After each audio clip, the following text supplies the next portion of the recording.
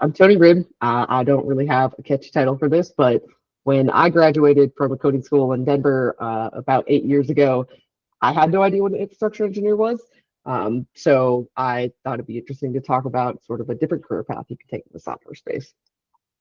So this is a brief background of what I've done since I graduated Turing, just to sort of give you an idea of when I actually got into infrastructure engineering. And it's not a talk about me, but if you do want to hear about my history at all, I have spoken at this meetup once before, but I did a podcast with the coding school that I went to that has a link there that I can post later. So historically, I feel like we talk a lot about front end and back end engineering programs, which are sort of the biggest buckets of software developers. However, there's an entire ecosystem that's actually surrounding these two functions that make up the full like cohesive software engineering team.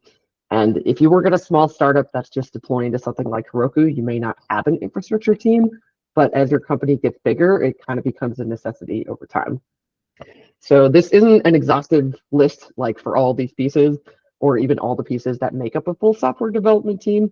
But I'm going to focus on the infrastructure part because I found it's a really fun job and one that isn't talked about a ton. So as a product developer, which encompasses sort of the back-end and front-end engineering pieces here, you've completed your application. So now what do you do with it? That code has to be built and packaged in some way so that it can eventually run with all dependencies on a production environment. And then, because you wrote some excellent tests, those need to actually be run somewhere. And there's probably some other important checks that you want running, like linting and whatnot, before you actually want to go deploy this code. So speaking of deploys, there's a ton of tools out there that you can make sure your code gets to the right place on time. And where is that right place? Kubernetes is obviously the big sort of thing these days, and there's an entire ecosystem of things just related to Kubernetes. But you might be doing something as simple as just running it on a static EC2 instance in AWS. And once your code's deployed, you have to actually store your customer's data somewhere. So you're likely looking at some type of managed database solution in order to handle that. And there's a whole bunch of other things that are actually involved in running your application. If you need to do something like generate invoices for your customers and have PDFs they need to upload and download, you might need something like S3 for that. You need routing to figure out how one part of your application is going to talk to a different part of your application. You might need something like Terraform so that you can have all of your infrastructure actually live as code somewhere, just like your application code does. So at some point too, you are going to mess up production. It happens to all of us. It's almost a rite of passage as a developer. So you better have some monitoring tools in place and some way to page the people who are on call so that they can come fix it in the middle of the night here. So if you haven't guessed it already, all of that is infrastructure engineering. It's a ton of stuff, and there's a lot of different systems that you need to learn about and way less documentation that you're going to find about if you Google like a Ruby or JavaScript problem. And also, we end up having to get in the application code most of the time to make small changes here and there for things. So you kind of have to do that part too.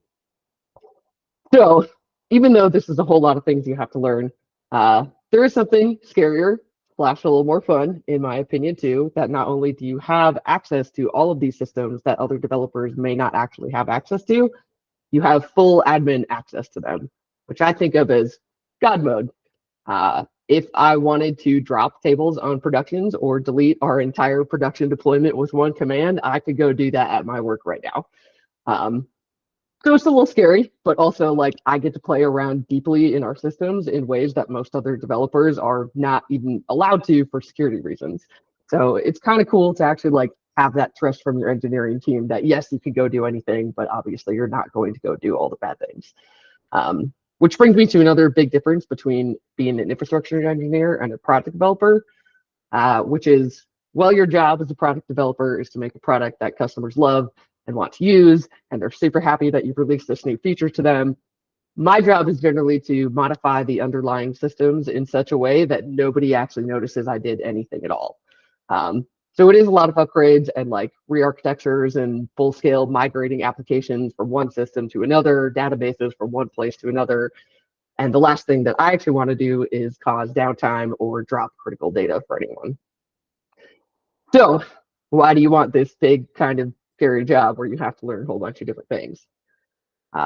If you like learning, this is a great job to be in. It's basically always full of challenges and you're always learning something new.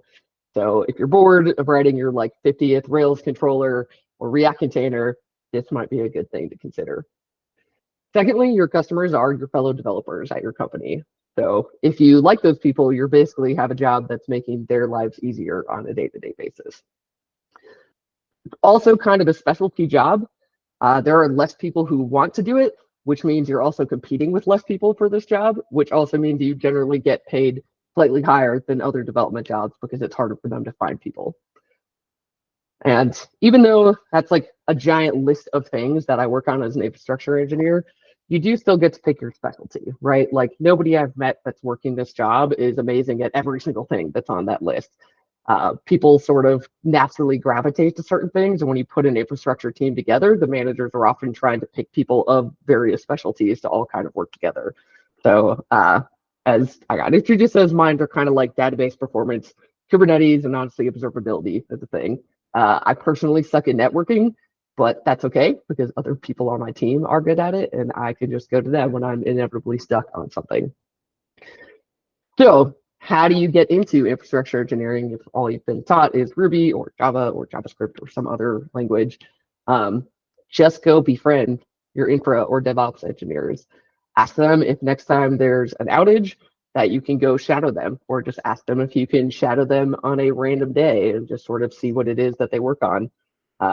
I ended up getting into it because I did a rotation onto the team and just never went back. So that can be a possibility sometimes too.